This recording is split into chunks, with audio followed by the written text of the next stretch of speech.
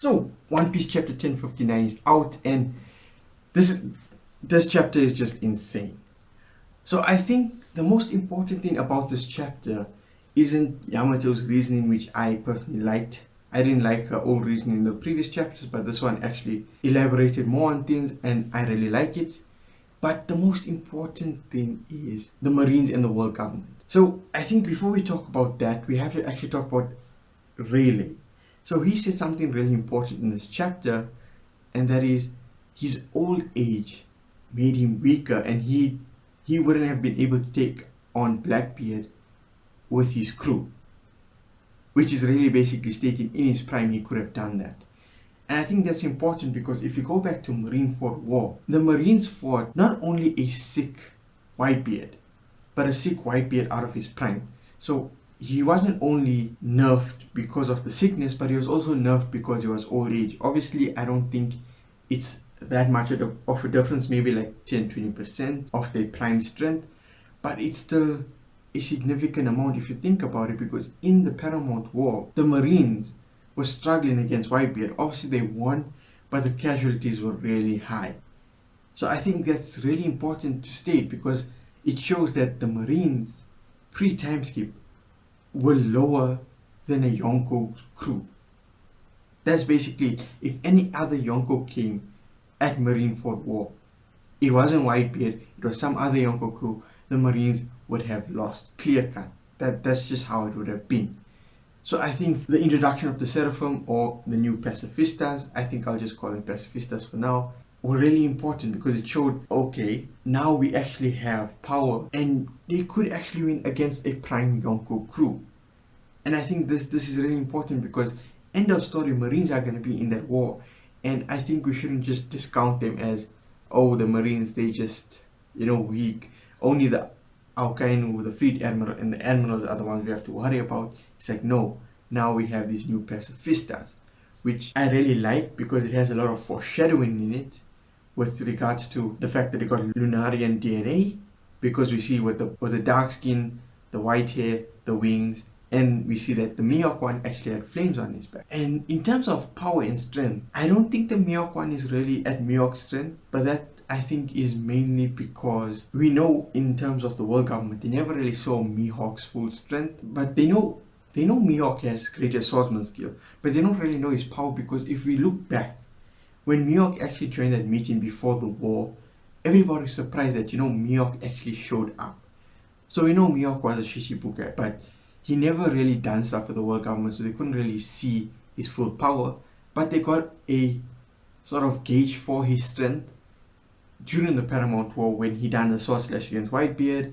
He also cut the iced tsunami waves that were coming in, so they have a benchmark, and we can see that this Pacifista that looks like Mihawk actually did a very similar feat in cutting the Amazon Lily Island in half. And I think that the other Pacifistas should be at least on that Mihawk level, which means they are stronger than the other Shishibukais. Like, I'm pretty sure Boa Hancock doesn't have that type of strength. I'm sure Crocodile doesn't have that type of strength. Doflamingo, none of these people have that type of strength. The only person who's stronger than that is Blackbeard. So I doubt even if the world government has a Blackbeard Pacifista, it's gonna be as strong as Blackbeard. It'll probably be as strong as the Mihawk one. But all the other ones are stronger than the Shichibukai counterpart. We can assume this because there was a one that looked like Mihawk when he was a child, and then there was one that looked like Boa Hancock when she was a child. And I think we also need to ask the question, do the Pacifistas that look like the Shichibukai counterpart actually have their devil fruit? Because we know Vegapunk can recreate devil fruit if he experimented on you or has your lineage factor. We see this with Kaido and the fact that Momonosuke has Kaido's devil fruit. So all of that happened when Kaido was captured, and we know that they got the Lunarian lineage factor from King because he was captured with Kaido. So we can obviously assume Vegapunk has the lineage factor of all the Shishibukais based on the fact that he could recreate kid versions of the Shishibukai.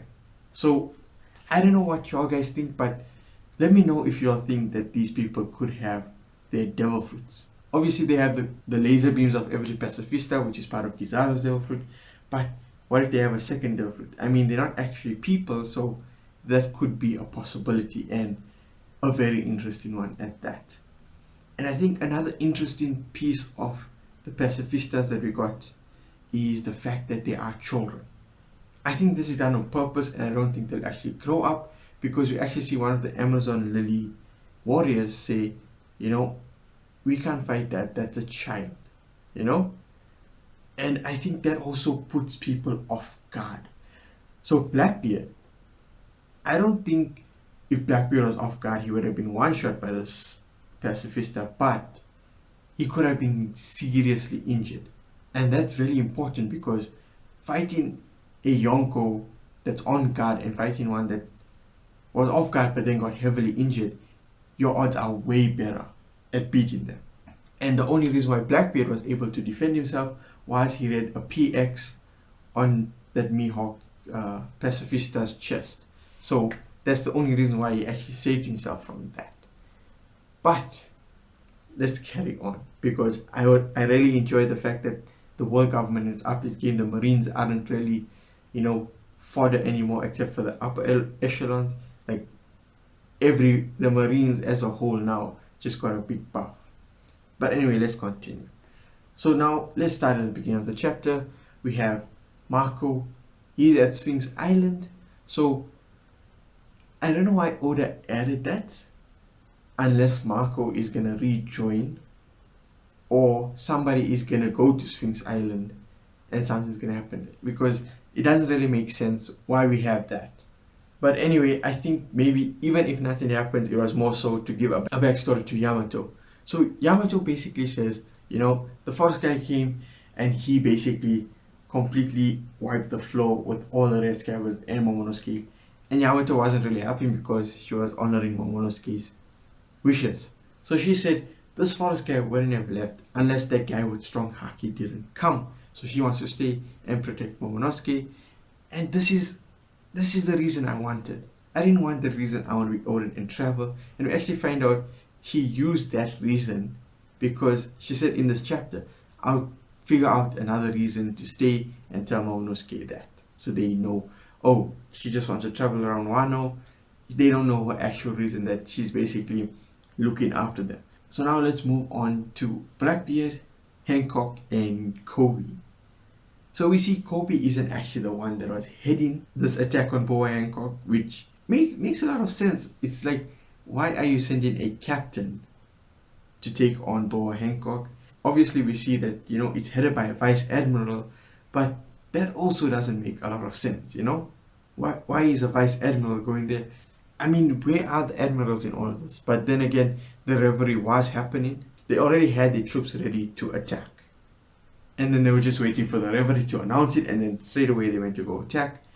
And then we see Koby actually got captured by Blackbeard. But one of the things I actually missed was the fact that Blackbeard's devil fruit can stop another user from using their fruit. Which, that is really OP, in my opinion. And the fact that Blackbeard wants Hancock's fruit, which, if you look at it at face value, makes zero sense, because even Hancock says it herself, her fruit is so effective because it's her using it. But I think Blackbeard could also use it, because in the war, the slave arrows, it hit pacifistas, not Kuma, but pacifistas, and it didn't turn them completely to stone like it turned other living people who see Hancock and are infatuated by her, but it did turn like a small piece. So like an arrow hit pacifista's face, and then just this part turned to stone. And that's still a powerful ability to have. I mean, sure, Blackbeard can't use the, Mero beam, but he can use the slave arrows and turn certain parts of your body into stone. That's still pretty good, because that means that part of your body is incapable of doing anything anymore. It's basically dead, unless Blackbeard turns it back into normal.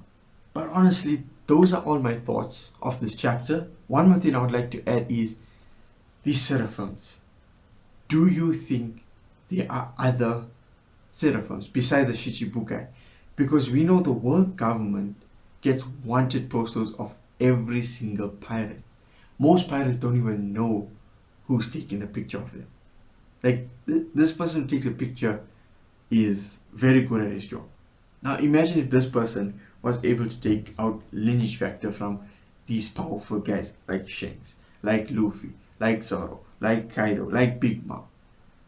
Because I'm pretty sure Mihawk, Boa Hancock, all these other Shichibukai, they wouldn't willingly let Vegapunk or the world government experiment on them or take any lineage factor from them. So they had to have done it in secret or some other way. So just let me know, do you think, there are others besides the Shichibukai, past and present? But that's my thoughts. Like the video if you enjoyed, dislike the video if you didn't, subscribe for more One Piece content, and I'll see you all next time.